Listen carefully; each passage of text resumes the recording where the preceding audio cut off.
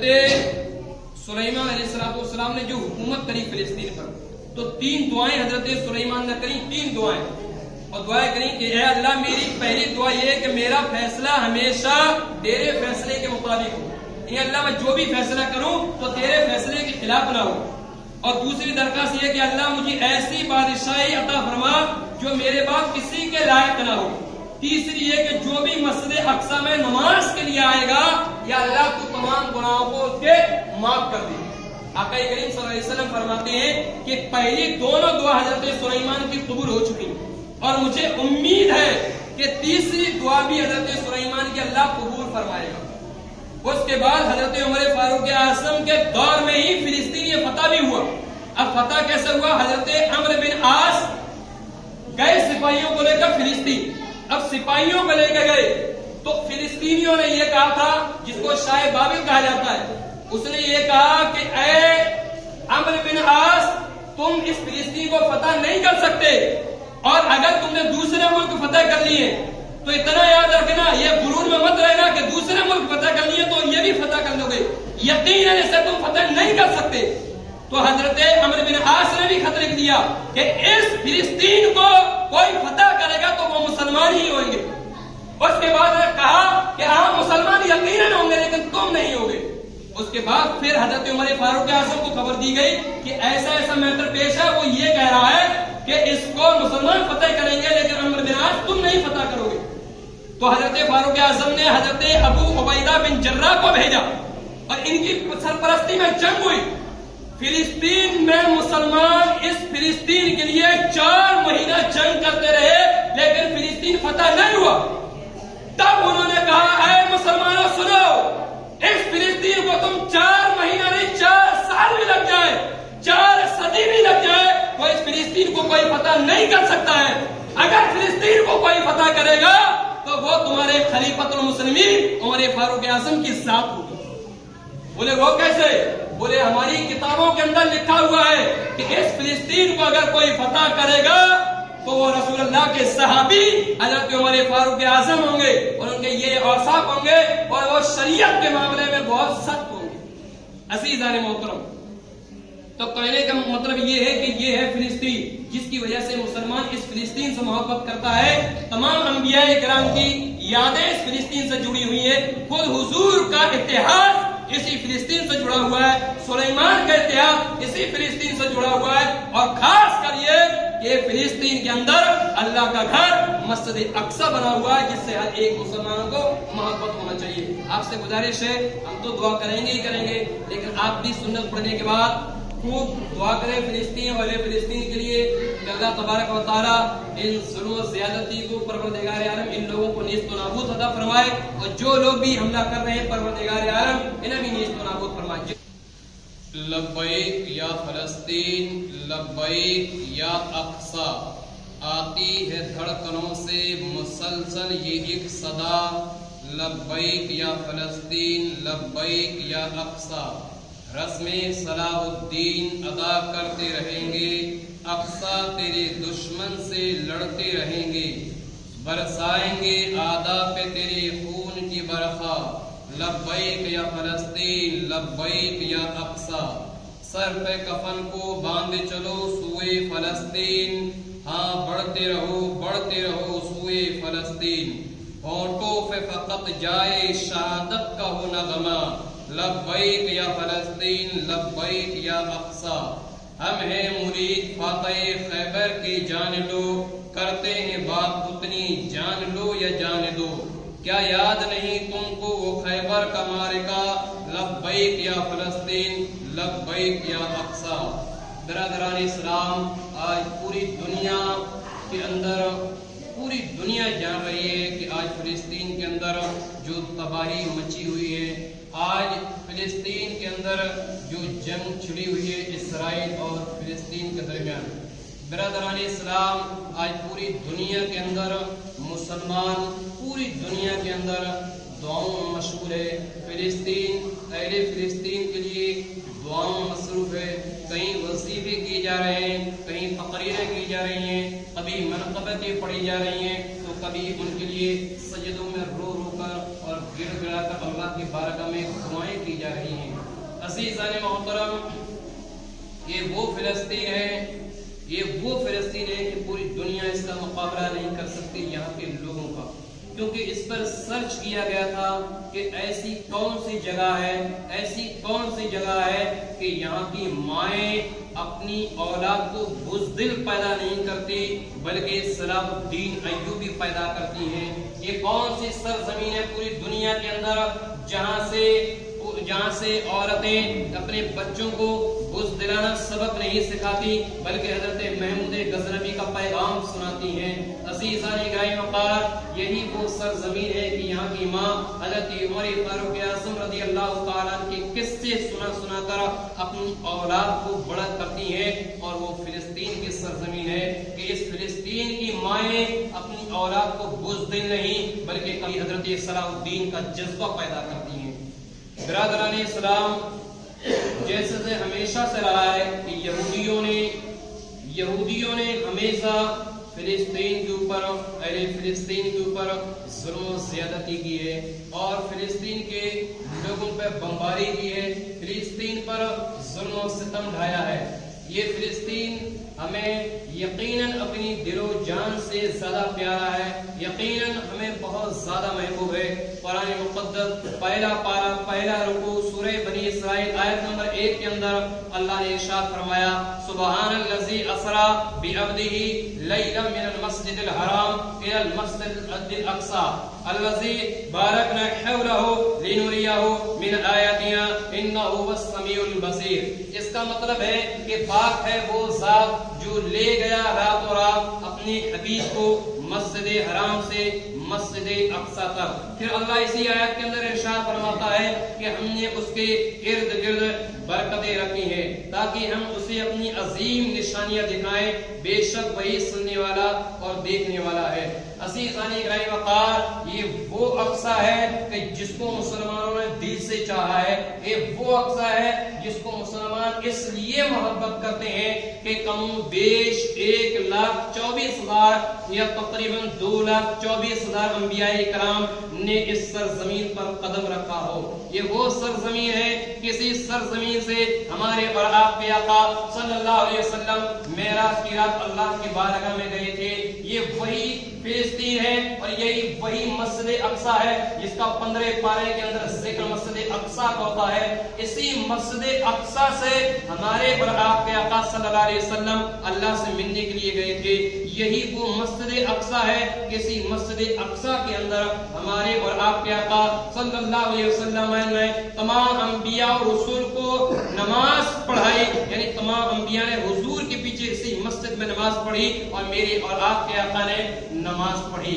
अज़ीज़ान मोहतरम, ये मस्जिद से हमारा बहुत गहरा रिश्ता है।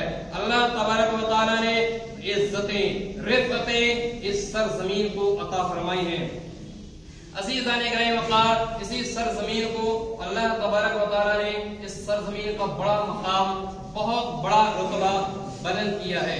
अज़ीज़ान मोहतरम, अल्लाह तबारक व तआला ने इज्जतें रिफ़अतें बुलंदियां अपने हबीब की ज़ाते अक़दस में जमा फरमा दी, यानी तमाम इज्जतें रिफ़अतें बुलंदियां हमारे और आपके आका की ज़ात में अल्लाह ने जमा फरमा दी। सहाबाए किराम रिज़वानुल्लाहि ताला अलैहिम अजमईन ने हमारे और आपके आका का दामन थामा तो सहाबा दोनों जहां में कामयाब हो गए, इस दुनिया में भी कामयाब हो गए और अल्लाह की बारगाह में भी कामयाब हो गए। और जिन लोगों ने नबी करीम सल्लल्लाहु अलैहि वसल्लम से मुंह फेरा है तो यकीन जानो कि वो दुनिया में भी नाकामयाब रहे और आखिरत में भी नाकामयाब रहेंगे। और जिन्होंने कामयाबी हासिल करी, जिन्होंने हमारे और आपके आका की गुलामी हासिल करी, उसको कहीं सिद्दीक़ अकबर कहा जाने लगा, कहीं उमर फारूक आज़म कहा जाने लगा। जिन लोगों ने मुस्तफा की गुलामी करी तो कहीं उस्मान गनी कहलाने लगे, कहीं मौलाए कायनात अली मुर्तज़ा कहलाने लगे। और जिन लोगों ने नबी करीम सल्लल्लाहु अलैहि वसल्लम से मुंह फेर लिया, यानी शरीयत मुतहरा से मुंह फेर लिया, तो किसी को अबू जहल कहने लगा, किसी को अबू जहल अबू लहब कहने लगा, किसी को उतबा कहा जाने लगा, किसी को शैबा कहा जाने लगा। अज़ीज़ान मोहतरम, नबी पाक सल्लल्लाहु अलैहि वसल्लम कि जिन जिन लोगों ने गुलामी करी है तो دنیا میں ایک اپنا الگ اتحاد اور اپنی الگ تاریخ رقم کر کے گئے ہیں۔ عزیزان محترم، صحابہ کرام نے حضور کی غلامی کا حق ادا کر دیا تو اللہ تبارک و تعالیٰ نے قیصر و کسریٰ کے خزانے ان کے قدموں میں ڈال دیے اور پوری دنیا میں انہوں نے غلبہ عطا فرما دیا۔ لیکن آج کا مسلمان اپنے نبی کی غلامی سے دور ہے، اس لیے دوسروں سے بھیک مانگنے پر مجبور ہے، وہ ظلم و زیادتی کے پہاڑ توڑ رہے ہیں امت مسلمہ پر، لیکن یہ مسلمان ان کی غلامی کی جنسیروں میں پڑا ہوا ہے۔ اس وقت فلسطین کے مسلمان پریشانیوں سے جوجھ رہے ہیں، یہودیوں سے برابر مقابلہ بھی کر رہے ہیں۔ اس وقت پاکیزہ سرزمین بیت المقدس کی طرف بمباری ہو رہی ہے، تو یہ سب یہودیوں کا کام ہے۔ اس سے پہلے بھی ان اسرائیلی درندوں نے مسجد اقصی میں گھس کر کئی بار حملے کیے، ایک بار نہیں کئی بار ایسا ہوا ہے کہ مسجد اقصی میں مسلمان نماز پڑھ رہے ہیں اور ان لوگوں نے بمباری کری ہے، کہیں گولی بازی کری ہے۔ عزیزان محترم، اگر پوری دنیا کا سب سے بڑا آتنک باد اگر کوئی ہے، اگر پوری دنیا کے اندر سب سے بڑا دہشت گرد ہے تو کوئی اور نہیں، یہی وہ اسرائیلی ہے جو سب سے بڑے دہشت گرد کہلاتے ہیں۔ عزیزان گرامی وقار، یہ وہ اسرائیلی ہے کہ نہ تو ان کو مردوں کی پرواہ ہے، نہ انہیں اپنی عورتوں کی پرواہ ہے، نہ بچوں کی پرواہ ہے اور نہ دوسرے بچوں کی پرواہ ہے۔ یہ یقین رکھتے ہیں بمباری میں، یہ یقین رکھتے ہیں بارود میں، یہ یقین رکھتے ہیں تباہی میں، یہ یقین رکھتے ہیں گولہ باری میں، لیکن حقیقت یہ ہے کہ اسلام اس کی اجازت نہیں دیتا۔ اسلام نے کبھی بھی بمباری اور دہشت گردی کی تعلیم نہیں دی ہے۔ اگر دہشت گردی کی تعلیم دی ہوتی، اگر تلوار کی طاقت دی ہوتی، اگر پاور کی تعلیم دی ہوتی، اگر ظلم اور زیادتی کی تعلیم دی ہوتی تو اللہ قسم پوری دنیا کے اندر عمر فاروق اعظم نے پوری دنیا کو فتح کر لیا ہوتا۔ لیکن اسلام نے یہ کہا ہے، اے ہمارے ماننے والوں، اے ہمارے چاہنے والوں، اگر رسول اللہ صلی اللہ علیہ وسلم اگر کسی جنگ میں جاتے تھے تو میرے آقا یہ ارشاد فرماتے تھے، اے لوگوں اگر تم قبضہ کر لینا، اگر سامنے والے لوگوں پر اگر فتح یاب ہو جانا تو اتنا یاد رکھنا کہ ان کے بوڑھوں پر حملہ مت کرنا، ان کے بچوں کو قتل مت کرنا، ان کی عورتوں کی عزت کے ساتھ کھیلواڑ مت کرنا۔ ایک مذہب اسلام کا پیغام تھا، ایک پیغمبر امن و شانتی کا پیغام تھا کہ اللہ کے نبی نے یہ فرما دیا، اور جس جنگ کے اندر ہمارے اور آپ کے آقا نہیں جاتے تھے تو صحابہ سے بھی یہی فرمایا کرتے تھے، اے میرے صحابیوں یاد رکھنا ہمارے کانوں تک ایسی آواز نہ آئے کہ تم نے دشمنوں کے بچوں کے اوپر ظلم و ستم کیا ہے، تم نے دشمن کی عورتوں کی عزت کے ساتھ کھیلواڑ کیا ہے، تم نے ان کے بوڑھوں کو مارا ہے۔ اے ہمارے صحابہ، اگر تم ہم سے محبت رکھتے ہو، اگر تمہیں ایک اللہ پر یقین ہے، اگر تم ایک معبود کو مانتے ہو، اگر ہمیں ہمارے لیے تمہارے دل میں محبت ہے تو اتنا یقین رکھ لو، اگر دشمن پر اگر تم فتح یاب بھی ہو جائے تو ان کے بچوں کو چھوڑ دینا، ان کی عورتوں کو چھوڑ دینا، ان کے بوڑھوں کو قتل مت کرنا۔ عزیزان محترم، یہاں تک کہ اسلام نے کہا ہے اگر دشمن تمہارے مقابلے میں ہے اور اگر وہ تمہارے سامنے تلوار ڈال دے، اے میرے صحابہ اسے بھی تم چھوڑ دینا۔ ایسا دھرم پوری دنیا کے اندر، ایسا مذہب، ایسا دین اگر پوری دنیا کے اندر کوئی ہے جو امن و شانتی کا پیغام دیتا ہے تو ایک دھرم ہے، وہ اس کو کہتے ہیں اسلام۔ عزیزان محترم، لیکن آج اسی اسلام پر آنچ آ رہی ہے، آج اسی اسلام پر لوگ انگلیاں اٹھا رہے ہیں، اور ایک پوری آج فلسطین کے اندر لوگ پریشان ہیں، ایک ایک لقمہ کے لیے ترس رہے ہیں۔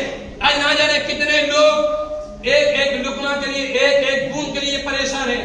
آج 4000 تقریباً تو لاشیں فلسطین کے اندر مل چکی ہیں، نہ جانے کتنے لوگ زخمی ہیں، اور مسلمان حکومت جو آج پوری دنیا کے اندر 57 دیش ہے اور مسلم کنٹری جو بیٹھے ہوئے تماشا دیکھ رہی ہیں، جو بیٹھے ہوئے تماشا دیکھ رہی ہیں، کسی کے منہ میں اتنی زبان نہیں ہے کہ ان کو دھمکی دے سکے، کسی کے پاس اتنا پاور نہیں ہے، لیکن حقیقت یہ ہے کہ جیسے میں نے کئی بار تقریروں میں کہا ہے کہ یہ دنیا ہے، یہاں کوئی کسی کا نہیں ہوتا ہے، یہ دنیا ہے کوئی کسی کا نہیں ہوتا ہے۔ جو دین کے لیے ہی کام نہ آئے تو اس وجہ وہ کبھی بھی کسی چیز کے لیے کام آ ہی نہیں سکتا۔ اگر ایک ان کے ٹویٹر کرنے سے، اگر ایک SMS کرنے سے ان کا جا کہہ رہا ہے، اگر ایک SMS اگر 57 کنٹری اگر کر دیتی ہیں تو یقین جانو کہ دنیا کے اندر انقلاب پیدا ہو جائے گا، لیکن سب بالکل سب تماشا بنی دیکھ رہی ہیں۔ عزیزان محترم، اور یہ فلسطین کے لیے دیکھ رہی ہیں، یہ مسجد اقصی کے لیے دیکھ رہی ہیں، کیا انہیں اللہ سے نہیں مل رہا؟ ہر ایک حکمران کو اللہ کی بارگاہ میں اس کا بھی جواب دینا ہوگا کہ ہم نے تمہیں حکومت سونپی تھی، ہم نے تمہیں پاور دیا تھا، ہم نے تمہیں عہدہ دیا تھا، بتاؤ تم نے اس پاور اور اس عہدے کا کیا کیا؟ عزیزان محترم، لیکن ان کے پاس کوئی بھی جواب حاصل نہیں ہوا، ایک بھی جواب حاصل نہیں ہوا کہ یہ جواب اللہ کی بارگاہ میں دے سکے، جبکہ اللہ کے بندے مظلوم لوگ اپنی مظلومیت پر آنسو بہا رہے ہیں، لیکن ان کی مدد کے لیے کوئی موجود نہیں۔ اے خاصان رسول، وقت دعا ہے، امت پہ تیری آ کے عجب وقت پڑا ہے۔ بیت المقدس کو اللہ نے بڑی عزت و شرف سے نوازا، کئی انبیاء کرام سے اسے نسبت حاصل ہے۔ ہم بیت المقدس سے محبت کس لیے کرتے ہیں وہ بھی آپ سن لیں۔ مشہور مفسر قرآن قاضی عبداللہ بن عمر بیضاوی نے بیت المقدس کو بابرکت فرمانے کی وجہ یہ کی ہے کہ بیت المقدس میں اللہ نے دین اور دنیا کی برکتیں رکھی ہیں۔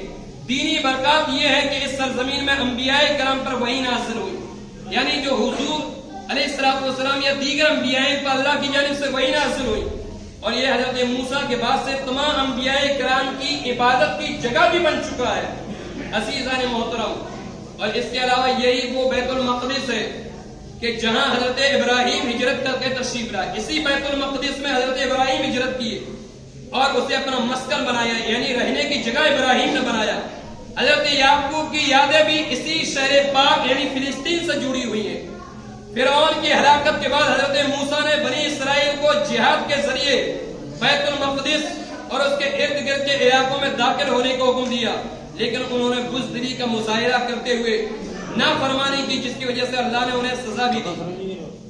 جب اللہ نے حضرت داؤد علیہ السلام کو حکومت عطا فرمائی تو آپ نے بیت المقدس کو سلطنت کا دارالحکومت بھی بنایا، اور اس کے علاوہ حضرت سلیمان کے دور میں بھی یہی دارالحکومت رہا۔ حضرت سلیمان ہی نے مسجد اقصی کی تعمیر مکمل کروائی، یہ بھی جانکاری لے لیں۔ حضرت سلیمان نے مسجد اقصی کی تعمیر مکمل کروائی، اور آپ کا مزار انور بھی اسی فلسطین کے اندر موجود ہے۔ حضرت سلیمان کے بعد بنو اسرائیل بدعمالیوں میں مبتلا ہو گئی تو شاہ بابل نے بیت المقدس پر قبضہ کر لیا۔ اس معلومات کو آپ دیکھ لیں، اسی شخص نے، شاہ بابل نے، یہ حضور کے سے پہلے کا میٹر ہے، بابل نے بیت المقدس پر قبضہ کر لیا اور یہاں خوب تباہی مچائی۔ اس کے بعد شاہ بابل نے یہود کو دریا فرات کے کنارے آباد کیا اور اس بستی کا نام تل ابیب رکھا، یہی بنی اسرائیل کا دارالحکومت ہے۔ حضرت عیسیٰ نے بیت اللہ کی سرزمین پر ہی، یہی وہ فلسطین ہے کہ جہاں حضرت عیسیٰ نے اپنی نبوت کا بھی اعلان کیا، اور 7ویں صدی کے آغاز میں شاہ روم ہرقل نے بنو اسرائیل کو بد کرداری کی سزا میں بیت المقدس سے نکال دیا۔ ایک عرصہ تک بیت المقدس پر حکومت کے لیے ایران اور روم کی جنگ جاری رہی۔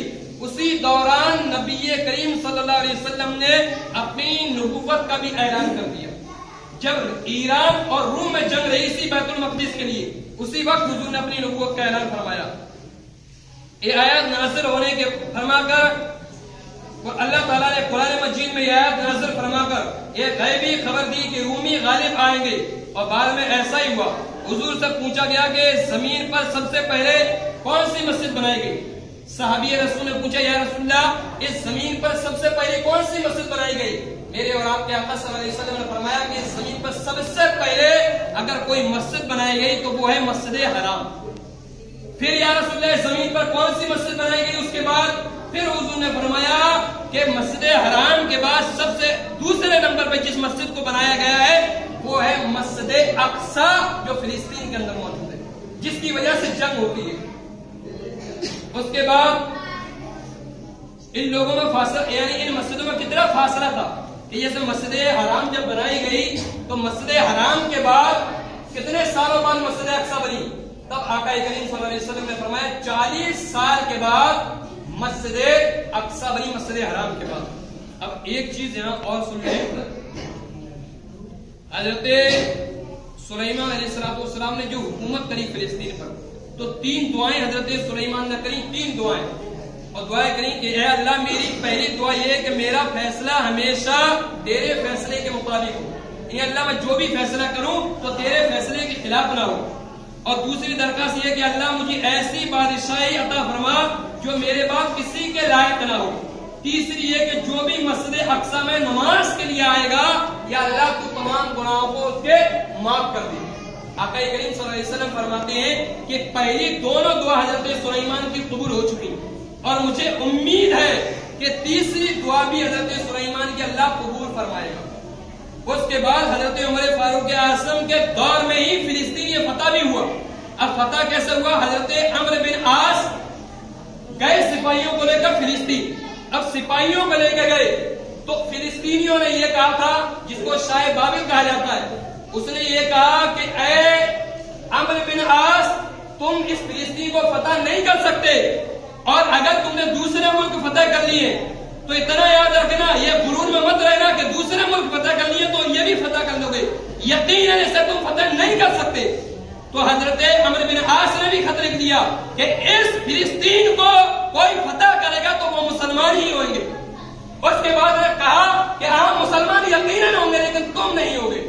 اس کے بعد پھر حضرت عمر فاروق اعظم کو خبر دی گئی کہ ایسا ایسا میٹر پیش ہے, وہ یہ کہہ رہا ہے کہ اس کو مسلمان فتح کریں گے لیکن عمرو بن عاص تم نہیں فتح کرو گے. تو حضرت فاروق اعظم نے حضرت ابو عبیدہ بن جراح کو بھیجا اور ان کی سرپرستی میں جنگ ہوئی. فلسطین میں مسلمان اس فلسطین کے لیے 4 مہینہ جنگ کرتے رہے لیکن فلسطین فتح نہیں ہوا. تب انہوں نے کہا اے مسلمانوں سنو, اس فلسطین کو تم 4 مہینہ نہیں 4 سال بھی لگ جائے, 4 صدی بھی لگ جائے تو اس فلسطین کو کوئی فتح نہیں کر سکتا ہے. اگر فلسطین کو کوئی فتح کرے گا تو وہ تمہارے خلیفۃ المسلمین عمر فاروق اعظم کی ذات ہوگی. بولے وہ کیسے؟ بولے ہماری کتابوں کے اندر لکھا ہوا ہے کہ اس فلسطین کو اگر کوئی فتح کرے گا تو وہ رسول اللہ کے صحابی حضرت عمر فاروق اعظم ہوں گے اور ان کے یہ اوصاف ہوں گے اور وہ شریعت کے معاملے میں بہت سخت ہوں گے.